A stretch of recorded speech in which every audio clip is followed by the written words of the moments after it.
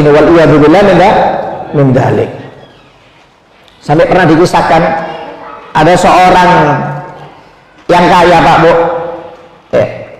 Orang yang kaya ini meninggal dunia. Dia punya 2 anak laki-laki, kakak dan adiknya ini dibagi hartanya masing-masing rata. Cuma si adik ini memang orangnya ahli ibadah dan sosial dermawan. Sedangkan si kakak ini ketika dapat warisan langsung dihambur-hamburkan buat mabuk-mabukan, kemudian buat zina sana sini. Akhirnya sampai jatuh miskin si kakak ini.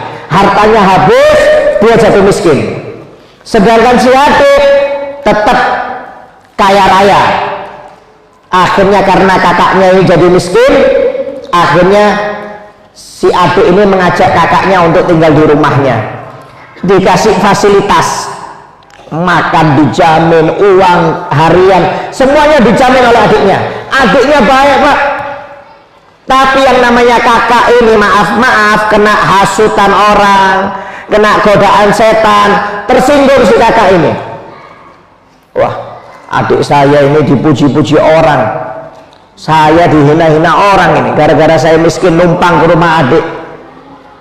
Adik saya harus hancur ini, hartanya harus dihabiskan biar sama-sama yang orang-orang tidak ada yang menghina saya, tidak ada yang memuji adik saya, harus sama.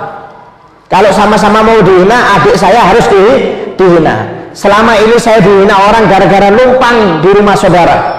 Malu saya, kata si kakak ini. Bukan terima kasih sama si adik sudah ditolong, tapi merasa dengki, merasa hasut dengan si adik. Akhirnya si kakak ini mulai mutar otak untuk cara menjatuhkan adiknya. Akhirnya dia pergi kepada tukang dengki yang terkenal, Ain. Tukang dengki ini tukang Ain. Maaf, biasanya Pak, orang yang dengki itu, yang tukang dengki zaman dulu itu banyak. Bahasanya itu seperti dukun yang hebat. Dukun itu bahasanya dia punya Ain. Kalau setiap berbicara memuji orang, langsung hancur orang itu. Langsung hancur.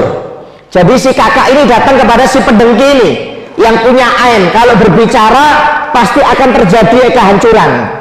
Kata si kakak, wahai fulan, saya ini orang miskin, adik saya orang kaya. Sebentar lagi, nggak lama, beberapa hari lagi dagangan adik saya akan lewat. Tolong kamu puji dagangannya supaya hancur. Kamu puji supaya hancur. Kata si tukang dengki ini, ya siap, kapan? Beberapa hari lagi nanti saya akan datang kepada kamu. Akhirnya beberapa hari kemudian datang ini kakaknya. Karena apa? Karena barangan dagang adiknya akan datang dari luar kota.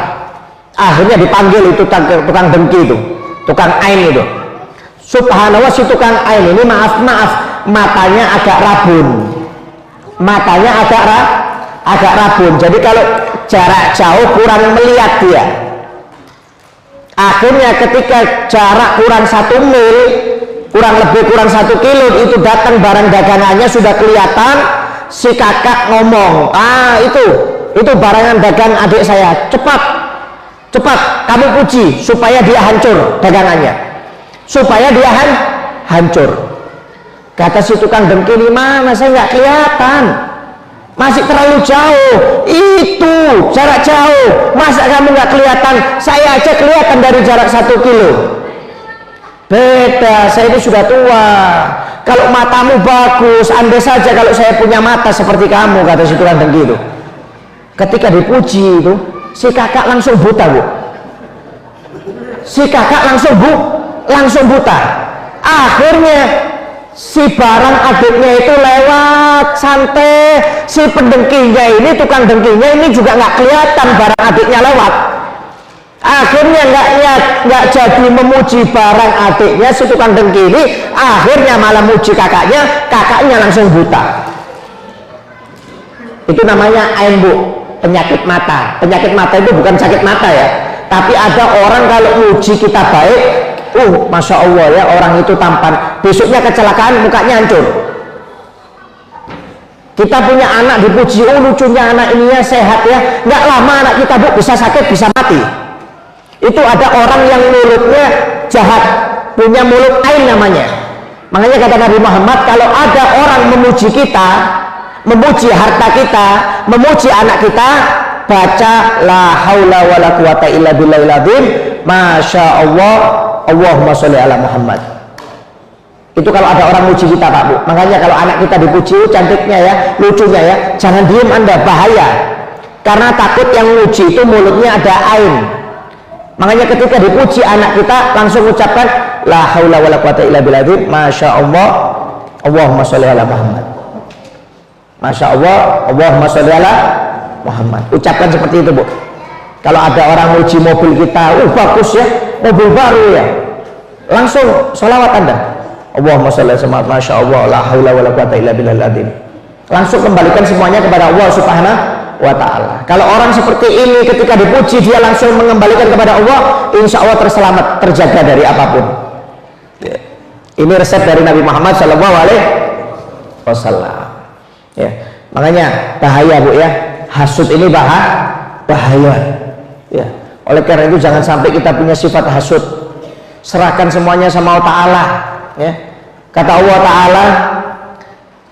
Ta'ala berkata kepada orang yang hasud, al-hasid adun lin ni'mati. Orang yang hasud, kata Allah Ta'ala, adalah musuh terhadap nikmatku, kata Allah Ta'ala. Musuh terhadap nikmatku. Aku memberi nikmat kepada orang lain, dia hasud, berarti dia musuh atas nikmatku, kata Allah Ta'ala. Wa muskhitatun liqadai, dan orang tersebut murka dengan qada'ku yang sudah aku takdirkan, kata Allah Ta'ala. Kalau ada orang hasud, berarti orang itu murka dengan takdirku, kata Allah Ta'ala. Padahal kita harus beriman, menerima takdir Allah Ta'ala. Nggak boleh kita mengeluh dengan takdir Allah Ta'ala. Berarti iman kita perlu dipertanyakan. Kalau ada orang dapat nikmat, ditakdirkan dapat nikmat, kemudian kita murka, berarti kita pada hakikatnya murka terhadap takdirnya Allah Subhanahu wa Ta'ala. Ghairu radin bikismati allati qasamtu baina ibadi, dan dia tidak ridho dengan pemberianku yang sudah aku atur antara hamba-hambaku, kata Allah Ta'ala. Bayangkan sampai Allah menyinggung, Pak, menyinggung orang yang hasud. Kata Allah Ta'ala, orang yang hasud itu berarti musuh terhadap nikmatku, dia murka terhadap takdirku, dan dia tidak ridho dengan pemberianku, kata Allah Subhanahu wa Ta'ala. Makanya kata Nabi Muhammad, orang yang hasud itu bisa merusaki iman, waliyadzubillah min dzalik. Dan biasanya orang yang hasud itu, Pak, hidupnya nggak akan senang, bakal hancur. Hati-hati. Orang yang hasud hidupnya nggak bakal senang dan akan hancur, menghancurkan dirinya sendiri, kata Nabi Muhammad SAW. Banyak buktinya, Pak Bu, maaf. Orang yang hasud itu menghancurkan dirinya banyak. Contoh yang tadi, kakak yang iri dengan adik. Sampai pernah dikisahkan juga